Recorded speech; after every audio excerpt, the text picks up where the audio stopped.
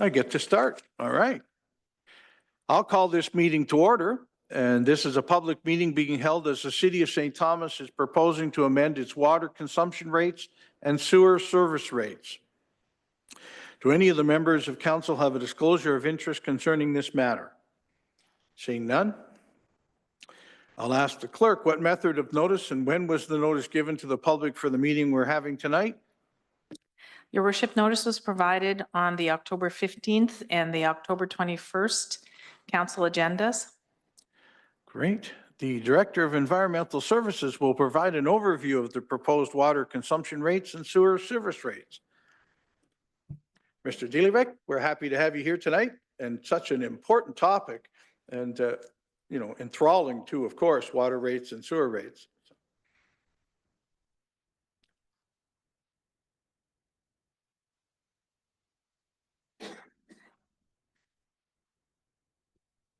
Thank you, Your Worship, members of council and members of the public. The 2025 rates, fees, and charges public meeting. Here to talk about what the rate increases are, but wanted to cover a little bit of background information first for those that may not be completely aware of how the rates are composed. So the St. Thomas drinking water system, we purchase water from the Elgin primary system and from the secondary water system, and provide water to residents within St. Thomas as well as residents in Central Elgin and Southwold. Each resident is, regardless of which municipality they reside in, is billed a fixed monthly base charge and then a per cubic meter consumption rate that is then set by their respective municipality. The St. Thomas consumption rate, for example, you can see in the diagram, is billed to users within the city limits and consists of the St. Thomas capital rate and the St. Thomas and suburban area rate. The St. Thomas and area suburban rate is used as the basis for all municipalities to recover the water through receiving water through the St. Thomas drinking water system, and is comprised of two components: the water supply recovery rate for the purchase of the water, as well as the common capital rate, which includes the costs for the rehabilitation renewal of any type of water main that is over the size of 12 inches. Each municipality then adds a capital rate component to cover the cost of rehabilitation renewal for any of their local distribution system that happens to be less than 12 inches in diameter. Oops. The water rates for 2025 are up on the screen here. On an annual basis, council has the opportunity to adjust the St. Thomas and suburban area rate, the St. Thomas capital rate, as well as the monthly base charge rate. And all of these combine to set the St. Thomas consumption rate. The proposed rate adjustments are in line with the water rate study that was completed in 2020. And as per those recommendations, the fixed monthly base charge is being held steady. And you'll see that there's 0% change in all of those sizes, the most common being 5/8 for most of our residential properties. The water supply expense from both the Elgin primary board was approved earlier this year at 3.5% and the secondary board at 3%, which help or which contribute to the you'll see that there on the top right for the water supply recovery rate of 3.42%. The common capital rate is recommended to be increased by 9.97% to collect the funds from the benefiting users for renewal and rehabilitation of those systems I was talking about earlier. This results in an overall increase of 4.31% for the St. Thomas suburban area rate. Adding this to the St. Thomas capital rate in the lower graph, there is no proposed increase in the St. Thomas capital rate. So overall, we're looking at a 2.76% increase over 2024.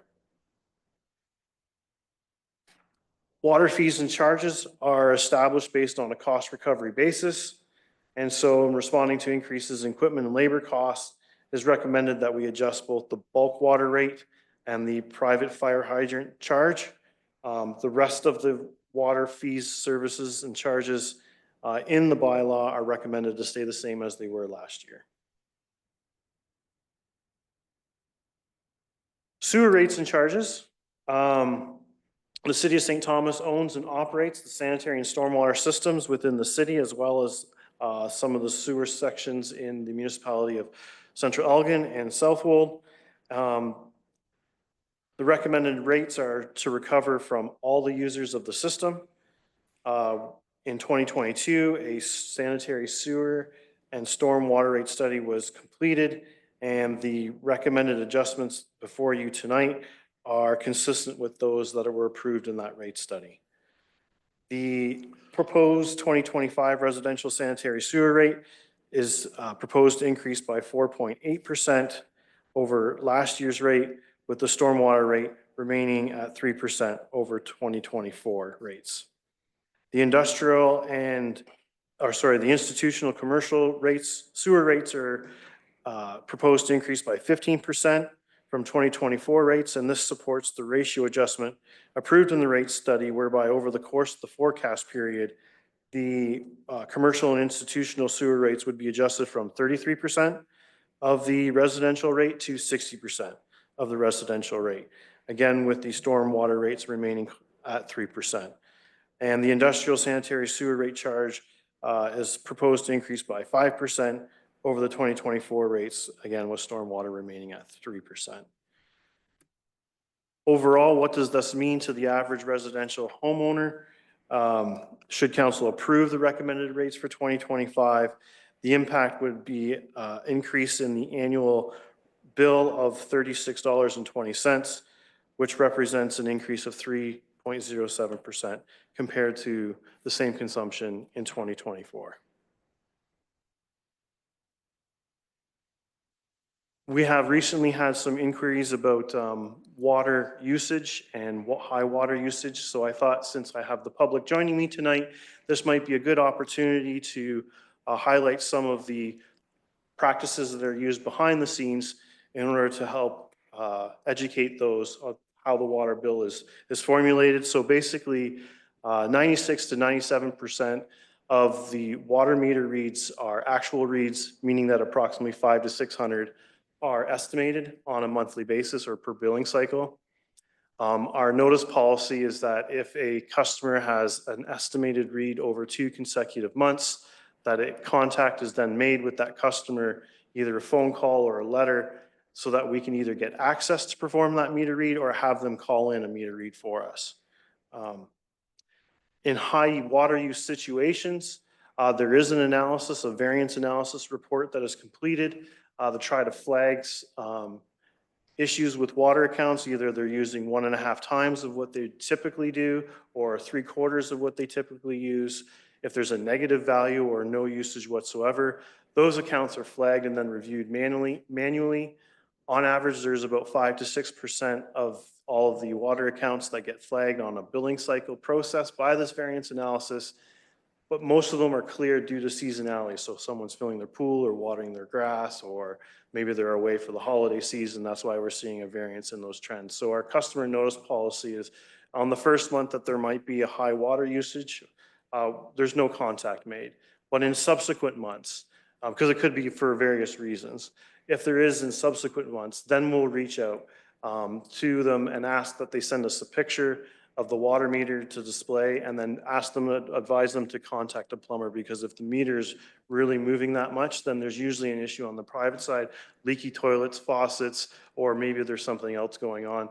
Work with the customer to try to find out what that issue is.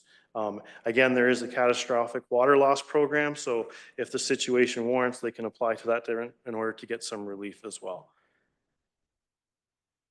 Thank you, Mayor Preston, members of council, and the public. All right, we'll first go to questions from council. I see Councilor Baldwin-Sand's hands first. Thank you very much, and thank you for your presentation. Mr. DeLebeck, I was wondering if you could take a moment to describe to the public what is a private use hydrant and what mechanism are we going to use to inform the members of the City of St. Thomas, the citizens that use a that may use a private hydrant, what it's used for, and how we communicate to them about the increase to the water rates? Thank you. Through the mayor, thank you for your question, Councillor Baldwin Sands. Private fire hydrants would be something typical that you would see perhaps in a condo site, where everything's on a private side thing, but they have access to the St. Thomas water distribution system. Hydrants require annual maintenance. And so for those types of sites, we'll be sending out a notice once the bylaw is passed at the next council meeting, should it be passed at the next council meeting, to let them know of the rate charge increase. Same with our typical bulk water users, so that way they're aware of what to anticipate come January 1. Thank you. Further questions or comments from the council? Seeing none, then we will move to open the meeting to questions from the public. If you're listening on your computer, tablet, or smartphone, please click the raise hand icon. And if you have called into the meeting using a telephone, please dial *9. The questions will be taken in the order in which we received them, and you'll be given the opportunity to speak. When you are, please provide your name and address for our clerk's records. So anybody in attendance tonight online who would like to ask a question or be part of our open meeting, please raise your hand.